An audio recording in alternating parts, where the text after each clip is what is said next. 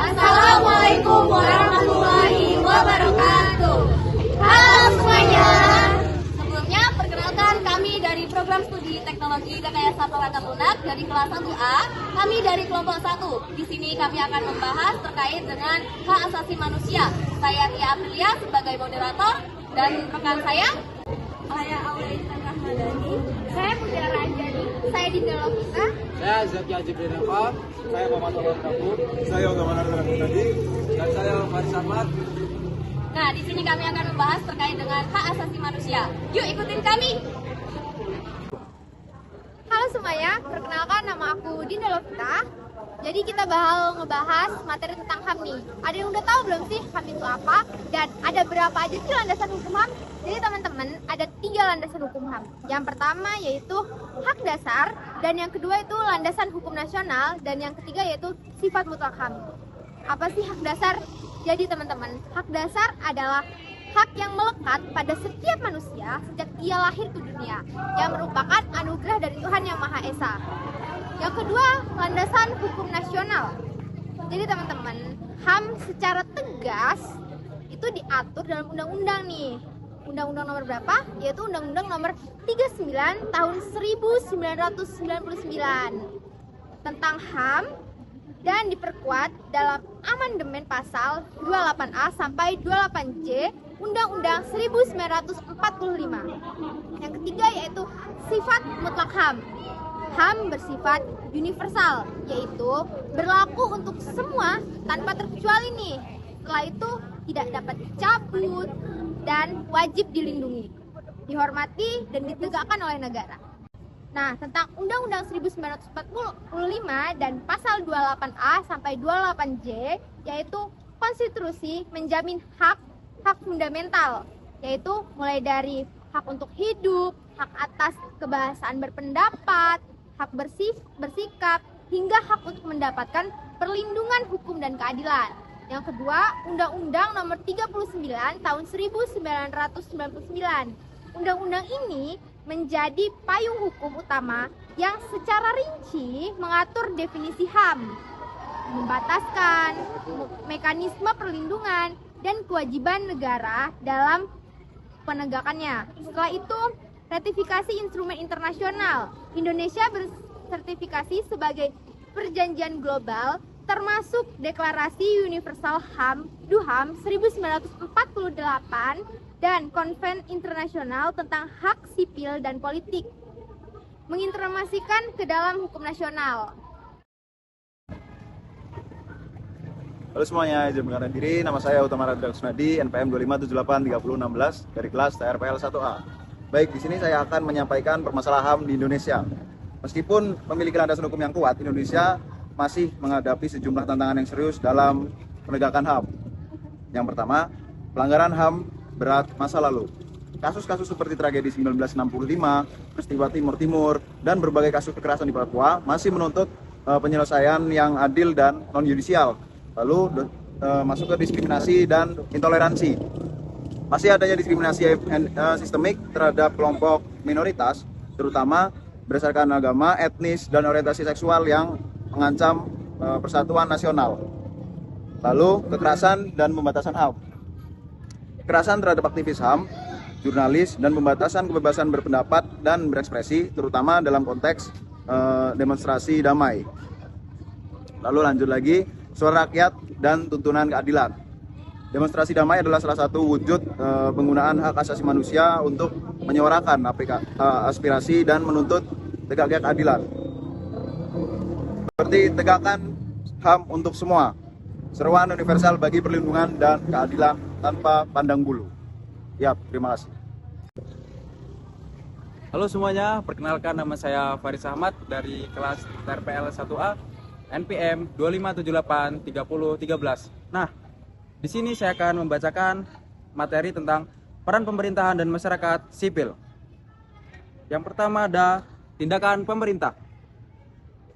Yang pertama, pembentukan untuk mengadili kasus pelanggaran berat di masa lalu. Yang kedua, integrasi pendidikan HAM dan nilai-nilai mutlak multikulturalisme dalam kurikulum sekolah nasional. Yang ketiga ada ratifikasi perjanjian internasional dan harmonisasi peraturan nasional dengan standar HAM global.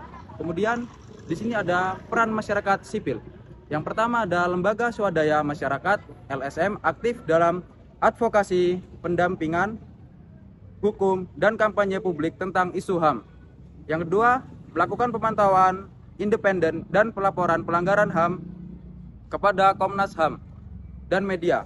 Yang ketiga, meningkatkan kolaborasi dengan organisasi internasional untuk memperkuat kapasitas dan tekanan global. Oke, sebelumnya perkenalkan, nama saya Zaki Ajib Denaka, NPM 2578334. Di sini saya akan menjelaskan peran Sentral Komisi Nasional HAM atau Komnas HAM. Didirikan pada tahun 1993, Komnas HAM bertindak sebagai lembaga independen yang berfungsi untuk menegakkan dan melindungi HAM di Indonesia. Contohnya ada penyelidikan dan pengajian, yang kedua ada pemantauan dan mediasi, yang ketiga ada rekomendasi. Dan selanjutnya saya akan membahas tantangan krusial dalam proses penegakan HAM. Meskipun upaya penegakan dilakukan Komnas HAM dan lembaga terkait menghadapi berbagai hambatan struktural dan politis. Yang pertama ada kewenangan terbatas. Kewenangan Komnas HAM dalam menindak pelaku pelanggaran seringkali terbatas pada rekomendasi, memerlukan dukungan eksekutif dan yudikatif yang kuat. Yang selanjutnya ada kepentingan politik dan ekonomi. Proses hukum kerap terhambat oleh intervensi kepentingan politik atau ekonomi skala besar yang melibatkan aktor kuat. Dan selanjutnya ada minimnya kesadaran, kurangnya kesadaran dan pemahaman mendalam tentang HAM di kalangan aparat penegak hukum dan sebagian masyarakat umum. Halo semuanya, perkenalkan nama saya Mutiara Anjani dari TRPL 1A dengan NPM 2578324. Di sini saya akan membacakan tentang materi pengadilan HAM membawa keadilan bagi korban. Pengadilan HAM berfungsi sebagai mekanisme yudisial untuk memastikan pertanggungjawaban bagi pelaku pelanggaran HAM berat, menawarkan jalan menuju keadilan dan pemulihan bagi para korban dan keluarga mereka. Pengadilan HAM dibentuk berdasarkan Undang-Undang Nomor 26 Tahun 2000 dan memiliki yurisdiksi atas kejahatan genosida dan kejahatan kemanusiaan. Dan materi selanjutnya ada hak asasi pribadi atau personal rights. Penerapan ini berhubungan dengan kebebasan dan perlindungan diri, kebebasan beragama misalnya. Anda bebas memilih, memeluk, dan menjalankan ibadah sesuai dengan agama atau kepercayaan yang Anda yakini, tanpa paksaan dari siapapun. Dan yang kedua itu kebebasan berpendapat. Anda berhak menyampaikan pendapat, kritik, atau saran secara lisan maupun tulisan. Misalnya di media sosial, dalam diskusi, atau saat rapat. Nah, selama dilakukan secara sopan dan bertanggung jawab, serta tidak melanggar hak orang lain. Terus yang terakhir itu ada hak untuk hidup. Anda berhak atas perlindungan diri dari kekerasan, penganiayaan, dan ancaman terhadap keselamatan jiwa Anda. Yang ketiga ada hak asasi hukum, yaitu legal equality rights. Penerapan hak ini berkaitan dengan keikutsertaan dalam pemerintahan. Yang pertama itu ada hak pemilihan dan dipilih. Anda berhak untuk menggunakan hak suara, memilih, dan pemilihan umum atau pilpres, pileg, atau pilkada, dan berhak mencalonkan diri atau dipilih untuk jabatan publik sebagai ketentuan yang berlaku. Nah, yang kedua itu ada ikut serta dalam pemerintahan. Anda berhak menjadi pegawai negeri sipil atau PNS atau menduduki jabatan publik lainnya jika memenuhi syarat. Yang terakhir itu ada membentuk organisasi politik. Anda bebas mendirikan atau bergabung dengan partai politik atau organisasi kemasyarakatan. Terima kasih. Halo semuanya, perkenalkan nama saya Aulia Intan Rahmadani dari kelas TRPL 1A dengan NPM 2578305. Di sini saya ingin menjelaskan tentang hak asasi ekonomi atau property rights. Penerapan hak ini berhubungan dengan kesejahteraan dan kepemilikan. Contohnya itu kebebasan memilih pekerjaan. Anda bebas memilih jenis pekerjaan yang Anda inginkan dan berhak mendapatkan upah yang layak. Yang kedua itu ada hak memiliki kekayaan. Anda berhak memiliki, mencari, dan mengumpulkan kekayaan serta mengelolanya sesuai hukum. Yang ketiga itu hak perlindungan konsumen. Anda berhak mendapatkan barang dan jasa yang bermutu dan aman. Yang kedua itu ada hak asasi sosial dan budaya, social and cultural rights. Penerapan hak ini berkaitan dengan pengembangan diri dan kehidupan sosial. hak mendapatkan pendidikan. Setiap anak dan warga negara berhak mendapatkan pendidikan yang layak dan berkualitas tanpa diskriminasi. Yang kedua ada hak atas kesehatan. Anda berhak mendapatkan pelayanan kesehatan yang memadai, misalnya dengan mengakses fasilitas kesehatan seperti puskesmas atau rumah sakit. Yang terakhir itu ada mengembangkan budaya. Anda bebas berkreasi, mengembangkan minat, bakat, dan berpartisipasi dalam kegiatan kebudayaan. Halo, perkenalkan nama saya Muhammad Purwadu Tabu dari kelas TRPL 1A dengan NPM 257830023. Dan sini saya akan menjelaskan prinsip utama dalam hak asasi manusia. Jadi prinsip utamanya adalah bahwa dalam menjalankan hak Anda, yaitu Anda tidak boleh mengganggu atau Anda wajib menghormati dan tidak melanggar hak asasi orang lain. Misalnya, saat menggunakan hak kebebasan berpendapat, Anda tidak boleh mencemarkan nama baik atau menyebarkan kebencian terhadap orang lain.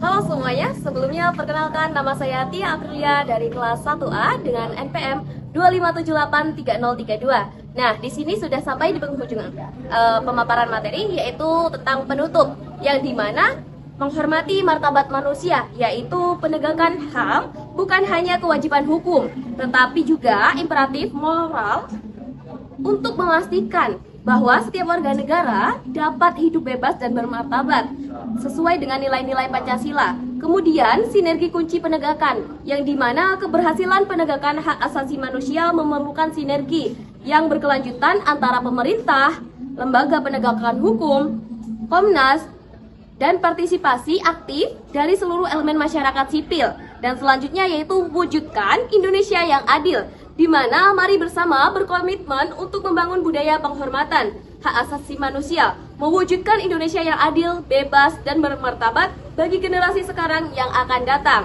Cukup sekian presentasi dari kami dari kelompok 1 TRPLA. Saya perwakilan dari teman-teman semuanya mengucapkan mohon maaf jika terdapat kesalahan. Saya akhiri, wassalamualaikum warahmatullahi wabarakatuh.